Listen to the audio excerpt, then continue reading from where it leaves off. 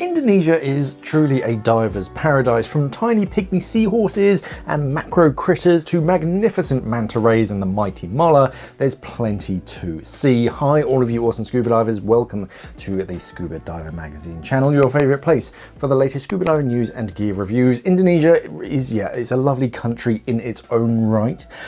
And for us, as scuba divers, the real magic is underwater, and it's where the Pearl Fleet's next liveaboard is set to sail in May 26. The Blue Pearl is purpose-built for scuba divers who want 5-star comfort without compromising on serious underwater adventure.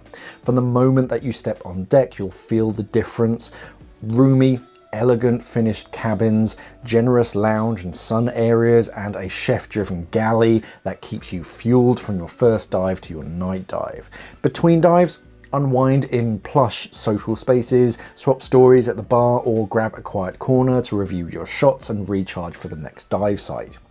Under the hood, the Blue Pearl is all about smooth, safe, effortless diving. Thoughtful kitting up zones with plenty of space, wide dive platforms and tender support make entries a breeze. Dedicated camera stations, rinse tanks and ample charging keep photo gear happy.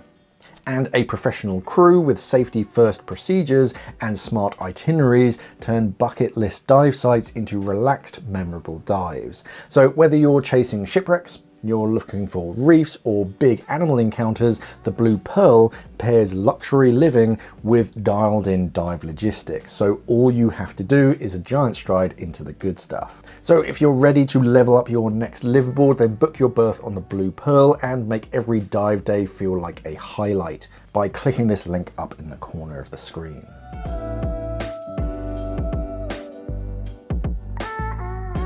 Indonesia itself is a vast, varied archipelago comprising of more than 17,000 islands across 3 different time zones, featuring culture-rich cities such as Jakarta, volcanic landscapes on Java and Bali, and world-class marine parks like Komodo and Raja Ampat, but I'll talk more about them later. It's tropical and humid climate all over, with coastal daytime highs around 28 to 33 degrees Celsius and nights dropping to about 23, maybe 27 degrees Celsius. Seasons shift by region. So Bali, Java, Lombok and Komodo are generally driest from May to September, which is prime for sort of beaches and most liveaboards, whilst Raja Ampat is typically at its calmest from October to April with reliable manta action, so write those dates down if you're interested in mantas. Most nationalities are eligible for visas on arrival or an e-VOA.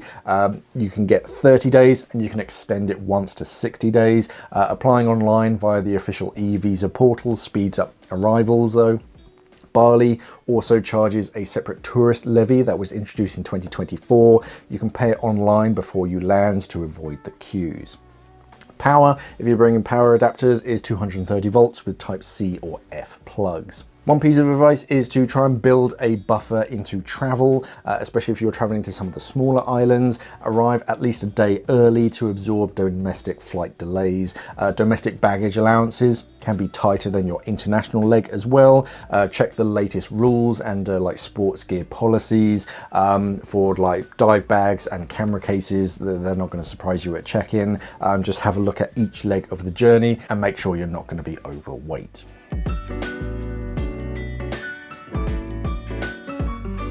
Sea temperatures are typically 25-30 degrees Celsius. The Gili Islands stay reliably warm. Komodo can feel a bit cooler due to thermoclines, and around Nusa Penida, the water can occasionally drop to 16 degrees Celsius. Visibility varies by region, but it's often superb. The Gillies and Raja Ampat frequently exceed 40 meters, so crystal clear waters. At certain times, plankton blooms can reduce visibility to under 10 meters in places like Raja Ampat and Komodo, yet these blooms attract pelagic filter feeders such as manta rays and whale sharks, so they can be a blessing in disguise. Indonesia is famous for currents as well. A lot of island nations are. The currents, the strength can differ in both strength and kind of character. So places like Nusa Penida can deliver very strong surges. The Gillies swing from calm to very powerful flows, and Komodo is renowned for consistently strong drifts. For the most accurate read on currents for your date, check with your local operators. If you look at Blue Pearl's first few years out, you'll see a lot of like Raja Ampat, Komodo and Banda Sea, and a few like special itineraries thrown in depending on the season. Starting in the east with the Raja Ampat itinerary, that's kind of like October to April time of year.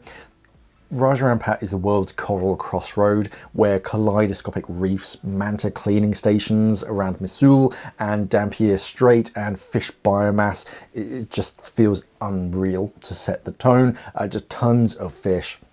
South of that, you've got Triton Bay, so that trades headline sharks for soft corals, and you can see whale sharks out there around the fishing bagans, while Cenderawasih Bay is famous for just calmer conditions and unusually predictable whale sharks.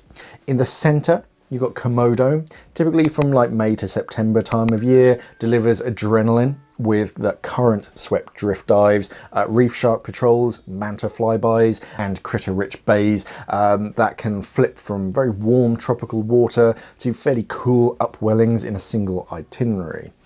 Head to the Banda Sea from September to November time of year for big pelagic encounters, hammerhead schooling seasons. You've got sea snakes, gin clear blue waters over dramatic drop-offs, often paired with allure, which is a contrasting mix of chilly upwellings, ripping channels and superb macro.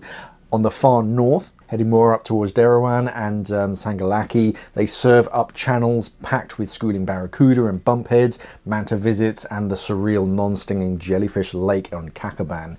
So try to match your season to your targets. The Blue Pearl itinerary is already kind of broken up into key seasons. So Raja Ampat typically shines October to April time of year.